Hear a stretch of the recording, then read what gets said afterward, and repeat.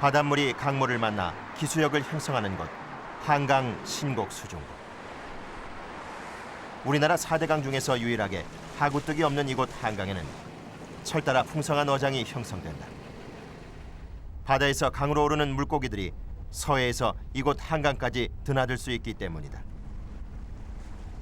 지난 4월, 한강 하류에 있는 어부들을 따라가 보았다. 어제 놓은 정치망 그물에는 어떤 물고기가 잡혔을까?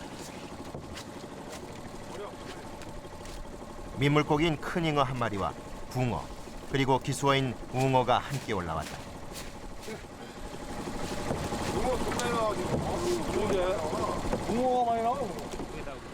하지만 실제로 어부들이 잡는 것은 잉어나 붕어가 아니라 실뱀장어다. 뱀장어는 바다에서 산란해 강으로 올라와 성장하는 기수어인데 어부들은 봄에 강을 오르기 위해 기수역을 지나는 실뱀장어를 잡는다. 한강은 강과 바다가 만나는 기수역이 형성돼 있어 우리나라에서 실뱀장어가 가장 많이 잡히는 곳이다.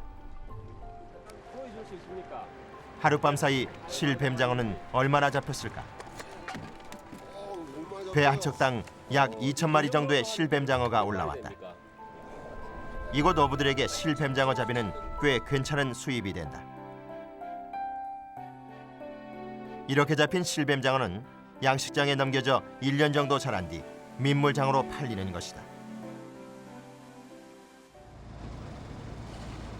하구뚝이 있는 낙동강에서의 실뱀장어 잡이는 한강과는 무척 다르다. 해가 지고 어스름이 내려앉으면 실뱀장어 잡이 어선들은 출항을 준비한다. 모기장 같은 촘촘한 그물을 양쪽에 달아 강 바닥까지 긁어서 잡는 것이다. 낙동강에서 하구뚝 수문이 열리면 실뱀장어들이 강으로 올라가기 위해서 일시적으로 몰려드는데 어부들은 이때 올라오는 실뱀장어를 잡기 위해 밤새 수문 앞을 돌아다닌다. 그물로 1시간 정도 강바닥을 긁고 나면 보통 10마리에서 20마리 정도가 잡혀 올라오는데 이는 한강에 비해 턱없이 적은 수다. 낙동강 하구뚝 건설 이후 실뱀장어는 매년 눈에 띄게 줄어들고 있다. 하지만 낙동강 어부들은 실뱀장어라도 잡아야 생계를 유지할 수 있다고 한다. 낙동강 최하단 지점입니다. 이게 바다하고 접하는 부분이고 하구뚝이 생기기 전에는 아마 여기가 황금 어장자리였습니다. 이게. 그런데 하구댐이 생긴 이후로 어종은 고갈되고 흐르는 강물로 딱 잘라놨으니 뭐 고기가 어장이 행진된다는 거는 이거는 말도 안 되지 않습니까? 그 강물로 다 뭐 잘라버렸으니까 물 흐름이 없으니까 그 황금 어장자리가 어종과 완전 황폐되었습니다. 그리고 이 실뱀장어 역시도 물론 옛날에 하구댐 생기기 전에는 실뱀장어 잡지 않았습니다. 왜냐? 뭐 큰 거 준하게 내갖고 큰 장어를 작은 장어를 잡았으니까. 그런데 이제 바다에서 실뱀장어가 올라옵니다. 올라오다 보니까 여기까지 올라오니까 댐에서 딱 머뭇거리는 겁니다. 이제. 그런데 이제 이 고기를 이제 우리가 하구뚝 생긴 한 20년 약 됐습니다만은 이 고기를 잡아가고 우리 생계 유지를 합니다. 겨울에. 하는데 어차피 이 고기는 우리가 잡아내나 안 잡아내나 안 잡아내도 큰 고기의 먹잇감입니다. 다 잡니킵니다. 거기가. 극소수만 살아나고 있지. 그런데 이 고기를 우리가 잡아가고 생계를 유지하고 뭐 양판장, 양어장 한 사람한테 우리가 판매를 합니다만은 그거에 대해서도 단순히 이제 알면서도 뭐 단순히 그런 줄 알면서 먹고 살기 위해서는 또 나오는 겁니다. 이거 안 나오면 굶어 죽으니까. 밤새도록 고된 작업을 해도 한강의 10분의 1이 채 되지 않는 양이지만 이곳 낙동강에서 실뱀장어 잡이는 포기할 수 없는 어업이 되어버렸다. 하구뚝 건설 이후 기수역이 사라지자 실뱀장어뿐 아니라 대부분의 어류도 감소했기 때문이다. 그렇다면 하구뚝이 있는 곳에 어류가 감소하는 이유는 무엇일까? 지난 8월 낙동강 하구뚝의 수문이 모두 열렸다. 낙동강 하구에 일시적으로 강물과 바닷물이 섞이는 기수역이 형성된 것이다. 그러나 담수와 해수로 나누고 있는 낙동강 하구뚝의 수문을 열면 강물이 갑자기 흘러들면서 바닷물의 염분 농도가 급격히 떨어지게 된다. 이는 낙동강 하구를 서식처나 보육처로 이용하는 치어들에게 큰 충격을 주게 된다. 제작진은 실제로 급격한 염분 변화가 치어들에게 어떤 영향을 주는지 알아보기로 했다. 강물과 바닷물 양쪽 다 적응할 수 있는 3,000호의 치어를 담수에서 키운 다음 해수와 염분 농도 15%의 기수에 각각 30마리씩 넣었다. 해수에 넣은 3,000호 치어는 넣은 지 5분 만에 삼투압을 이기지 못하고 몸이 쪼그라들었다. 그리고 대부분의 치어들이 급격한 염분 농도 변화에 적응하지 못하고 30분 만에 모두 죽어버렸다. 담수와 해수를 1대1 비율로 섞은 기수에 넣은 치어 역시 1시간이 지나자 탈수 증세가 나타나면서 몸이 굳어지기 시작했다. 3,000호는 해수와 담수에 모두 적응할 수 있는 어류지만 치어는 적응력이 떨어지기 때문에 작은 염분 변화에서도 적응하지 못하는 것이다. 그렇다면 실제로 낙동강 연안에 서식하고 있는 넙치의 알은 급격한 염분 농도 변화에 어느 정도 적응할 수 있을까?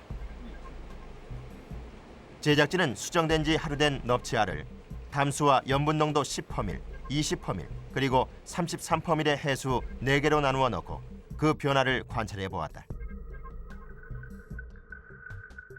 24시간 후 해수에 넣어둔 넙치알은 수정란에서 부화가 진행되어 치어의 모습을 갖추기 시작했다.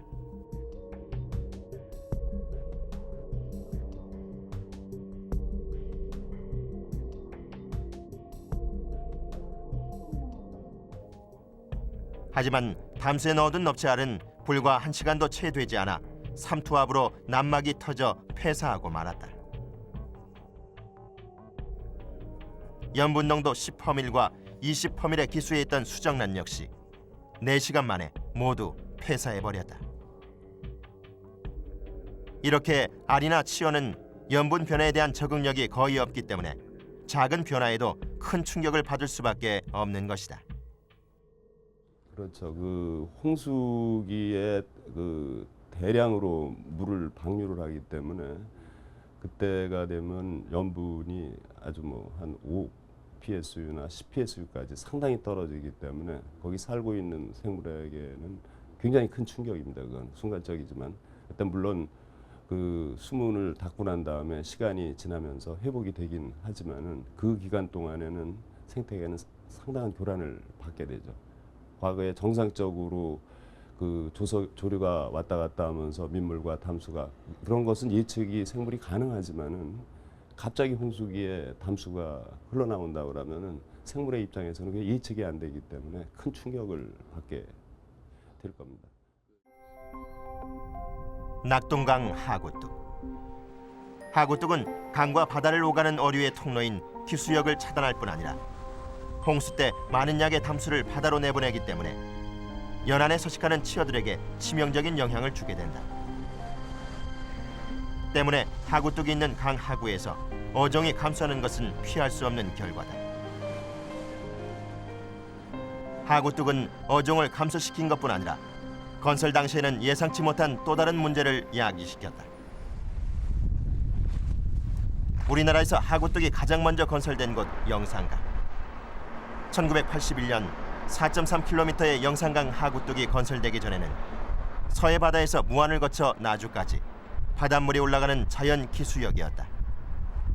그러나 영산강 하구뚝이 완공되면서 70km가 넘는 넓은 기수역은 사라졌다. 물의 흐름이 차단되자 이곳 영산강 하구뚝 안쪽에 엄청난 양의 퇴적이 일어나기 시작한 것이다. 지난 3월 광주 과학기술원에서는 우리나라에서 처음으로 영산강을 모델로 하구뚝 안쪽의 토사 퇴적에 대한 조사에 나섰다. 제작진은 광주 과학기술원과 함께 하구뚝 안쪽에서 퇴적이 얼마나 일어나고 있는지 살펴보았다. 하구뚝에서 상류 10km 지점, 영산강이 영암천과 합류하는 수심 5.6m 지점에서 시추를 시작했다.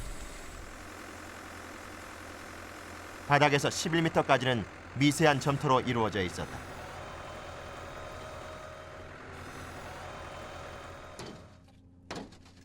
강바닥에서 12m 지점에 이르자 점토와 모래층이 함께 나타났다. 요건 섞여 있고요.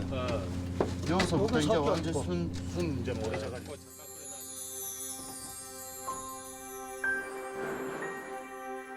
모래층이 나오기 전 미세한 점토가 쌓인 12m 지점까지가 퇴적된 것이다.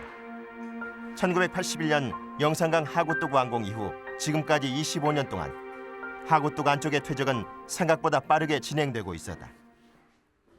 좀 연구자로서 경악을 금치 못했다라는 부분은 퇴적물이 이렇게 빠른 속도로 쌓이고 있구나라는 부분이고, 쌓이는 속도를 보면은 68년, 78년 자료를 보면은 하구뚝이 거의 깊은 상태로 유지가 됐다가 시간이 지나면서 하구뚝이 딱 생기거든요. 이 하구뚝이 생기면서 수심이 20m였던 게 한 7, 8m까지 올라와 있고, 하구뚝 가까운 지역이 한 15m 정도 되는 지역이었거든요.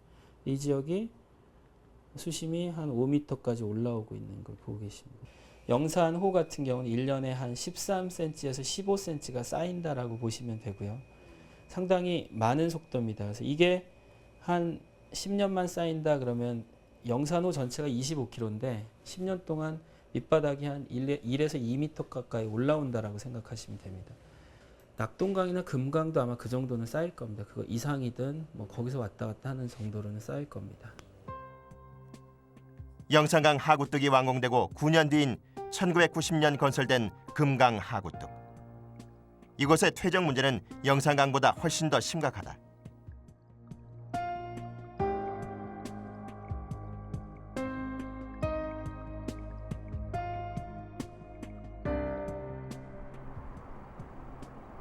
썰물 때 물이 빠진 금강 하구뚝 전면 바다는 퇴적된 토사로 덮여 있다.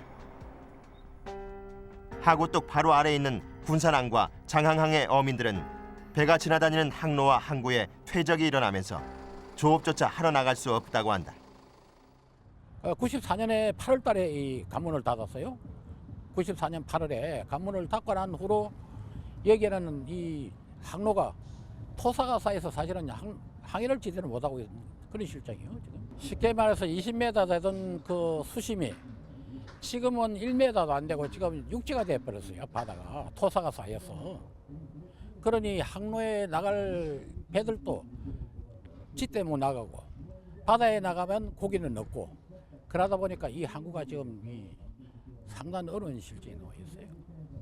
그러니까 누구를 갖다가 이 원망할 것도 없고 하구를 원망하고 지금 어민들이 살아가고 있는 거예요.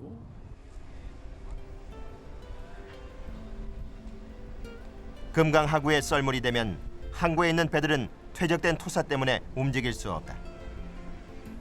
물 위에 있어야 할 배들이 모두 벌 속에 파묻혀 버린 것이다. 이런 사정은 장항항이나 군산항뿐 아니라 금강 하구뚝 전 지역이 마찬가지다. 모두 금강에 하구뚝이 건설되면서부터 일어난 일이다. 사정이 이렇다 보니 군산지방해양청에서는 배가 다닐 수 있는 최소한의 항로를 확보하기 위해 군산항과 장항항에 엄청난 예산을 들여 준설을 할 수밖에 없었다. 1994년 이전까지 준설비는 매년 20억 원을 채 넘지 않았지만 금강 하구뚝 수문이 닫힌 1994년 이후부터 준설비는 기하급수적으로 증가해 2007년에는 180억 원, 지금까지 약 900여억 원이 군산항과 장항항의 준설비로 쓰여졌다. 게다가 이런 엄청난 비용을 들이고도 퇴적 문제는 전혀 해결될 기미가 보이지 않는다. 그것은 항로를 준설해도 두세 달만 지나면 주위의 토사가 다시 메워버리기 때문이다. 1990년 금강 하구뚝 건설 당시 이런 퇴적 문제는 전혀 예상하지 못한 일이었다. 그렇다면 하구뚝이 건설되기 이전부터 지금까지 금강 하구뚝 주변의 퇴적 지형은 어떻게 변해왔을까? 제작진은 한국해양연구원의 도움으로 1960년부터 최근까지 자료를 분석해 금강 하구 퇴적 지형 변화를 살펴보았다. 1960년부터 금강 하구뚝 수문이 닫힌 1994년 이전까지 퇴적 지형에는 큰 변화가 보이지 않는다. 하지만 1994년부터 하구뚝 앞쪽으로 퇴적량이 급격히 증가하기 시작한다. 1994년 이전까지 유지되던 항로가 1994년 이후부터 거의 메워져 버렸다.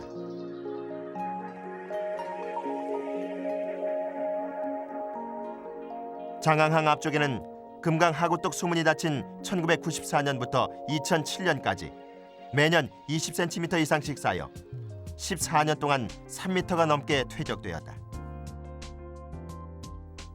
이는 하구뚝 건설로 유속이 느려졌기 때문에 일어난 일이다. 기수역에는 강물과 바닷물이 드나들면서 강물을 따라 내려온 토사와 바닷물을 타고 올라오는 토사가 물의 흐름을 따라 이동하게 된다. 이곳에 하구뚝이 건설되면 물의 흐름이 막혀 하구뚝 안쪽과 바깥쪽에 토사가 급격히 쌓이게 되는 것이다. 강하구 기수지역에 하구뚝이 건설되면 토사의 퇴적은 피할 수 없는 일이 되고 만다. 게다가 하구뚝으로 인한 토사의 퇴적은 또 다른 문제를 야기시킨다. 유속이 느려진 하구뚝 안쪽에 유기물이 빠른 속도로 퇴적되면서 썩게 되고 이것은 물속을 무산소 상태로 만들어버린다. 결국 담수호가 된 하구뚝은 생명이 살 수 없는 환경이 되는 것이다. 그렇다면 실제로 하구뚝이 있는 곳의 강바닥은 자연 기수역과 어떻게 다를까? 제작진은 먼저 강물과 바닷물이 섞이는 섬진강 기수역에서 저지를 채취했다. 자연 기수역이 형성돼 있는 섬진강 바닥은 모래로 이루어져 있다.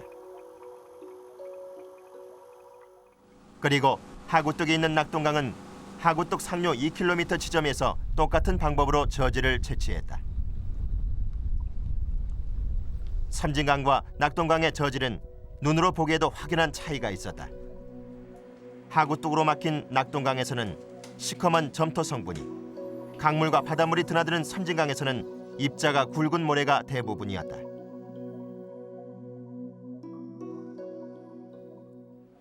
각각의 저지를 현장과 같은 조건을 유지하면서 하루 동안 배양, 저질 속의 미생물들의 질소가스와 메탄가스 발생률을 측정해 보았다. 낙동강과 서낙동강에서의 메탄가스와 질소가스 발생률은 섬진강에 비해 매우 높게 나타났다. 질소와 메탄가스는 산소가 없는 환경에서 많이 발생하게 된다. 이는 하구뚝이 막힌 낙동강 수역이 산소가 부족해 생물이 살기 힘든 곳임을 의미한다.